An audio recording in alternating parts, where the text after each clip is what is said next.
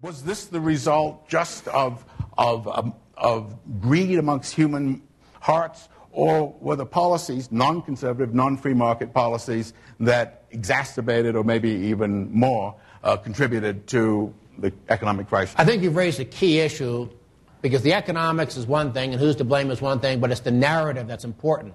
And what lesson do we learn? Because for decades, and even still today, we suffer from a gross misinterpretation of what happened in the 1930s. Under both Hoover and Roosevelt, we got protectionism, higher tax rates, more government spending, more intervention, and we suffered 12 years of an economic downturn. It was big government, including bad Federal Reserve policy, that caused all the problems, but what do all the history books say? It was the fault of capitalism. And I think Tony has raised a key question, because if going forward, people blame free markets and greed for the economic problems that we had last year and into this year, we're going to suffer the same way that we suffered for 40 years after the Great Depression, the other side effectively blaming free markets for problems caused by governments. And this whole notion of greed causing the problem is really amazing. It's sort of like saying every single airplane crash is caused by gravity. Yeah, okay, that's true. But does it actually tell us anything about why the plane fell to the ground? And as Tony said, there's always been greed there. But when you mix greed with a central bank creating too much liquidity, so you have all this extra money sloshing around in the economy, and then Fannie and Freddie sort of tilt the playing field, so all that liquidity sloshes into the housing market, you create a bubble. And what happens with bubbles? They burst. And so government created the problem, and then what happens?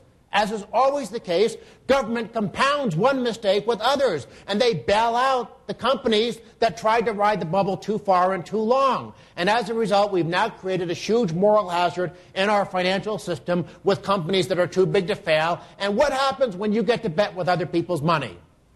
You take greater chances. Here's a great idea. Everyone in the room, give me all your money. I'm going to go to Las Vegas. And every time I make a bet and I win the bet, I'll keep the money. Every time I lose a bet, it'll come out of what you gave me. Would that make sense? Only in Washington, D.C., and that's the way the financial crisis has been handled. And I am terrified that the history books 30 years from now are going to say this was the fault of free markets. Let me ask another government intervention question. The government passed a stimulus bill of about $800 and some billion. So far, about 120 has actually been spent.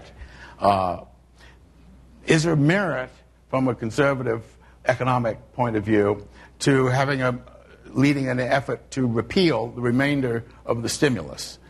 Well, I'm all in favor of some of our erstwhile friends in Washington talking about repealing it, but realistically, of course, Obama would veto anything, and Republicans are so deeply in the minority, this would have no chance. But the debate itself would be valuable, because what is this so-called stimulus? It's a regurgitation of the old Keynesian idea that didn't work for Hoover and Roosevelt. It didn't work for Japan in the 1990s. Let me just give you a little example. I tried my class participation. You all didn't give me your money to go to Las Vegas. Let's do a different class participation. Let's divide the room in half and borrow all the money from the people on this half of the room and give it to the people on this half of the room. Now, now here's a quiz. Here's a quiz, and it'll determine whether or not you understand Obama's so-called stimulus. Who thinks there's now more money in the room? Raise your hand.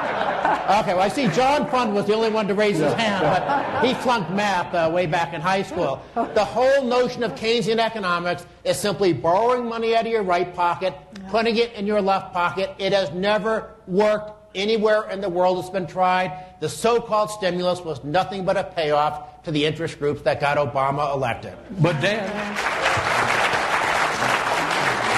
So I wonder if the panel might discuss kind of that idea of the importance of the rule of law, of upholding contracts, and basically how all that political play versus actual market principles is being distorted right now with what's going on. That's a wonderful question. Earlier this year, I was invited to go down to Paraguay, of all places, to speak. Why? Because there was actually a serious movement to repeal their income tax altogether. And, of course, I'm delighted to go talk to anybody who wants to do that. But one thing I told them is you can repeal your income tax, but it's not going to get you anywhere as long as you look at the Economic Freedom of the World Index published by Fraser, the Index of Economic Freedom published by Heritage. What do you find in those indexes? Or even the World Economic Forum's Global Competitiveness Index.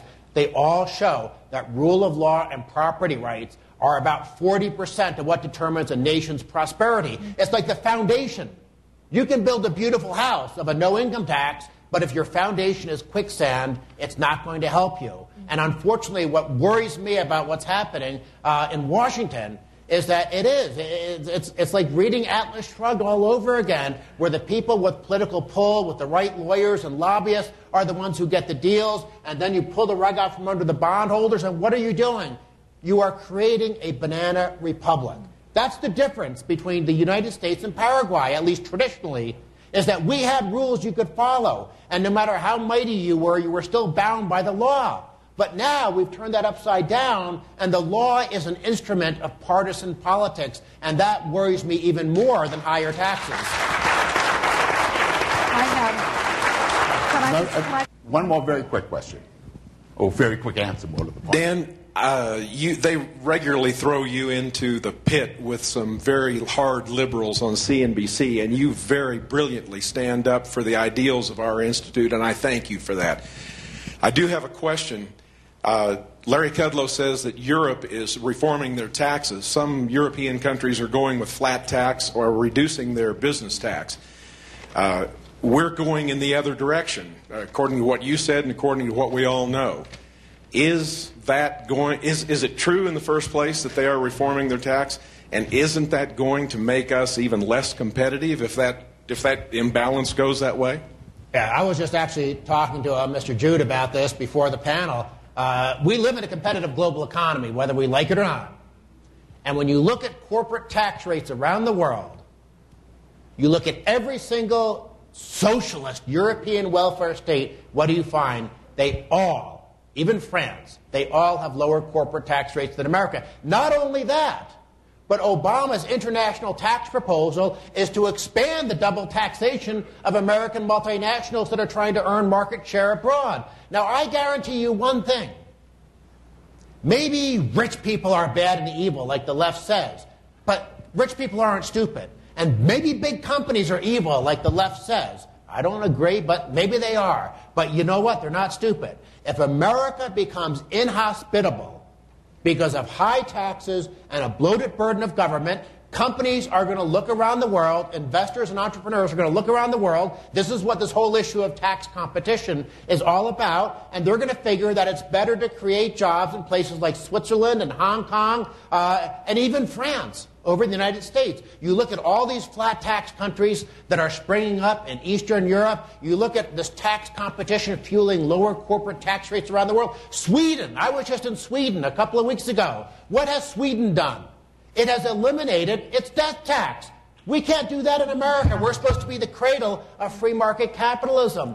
And yet, Austria, I went to Austria after Sweden. They've eliminated their death tax and their wealth tax, and they've cut their corporate tax rate down to 25%. We're at 39%. And with Obama saying we're going to increase the burden of government, we're going to raise tax rates, all these bad policies are just going to accumulate, and the investment, the jobs, they're going to be in India and China. And what's going to happen then? The politicians are going to say it's the fault of the free market that we're not getting more jobs, so we have to raise taxes even further.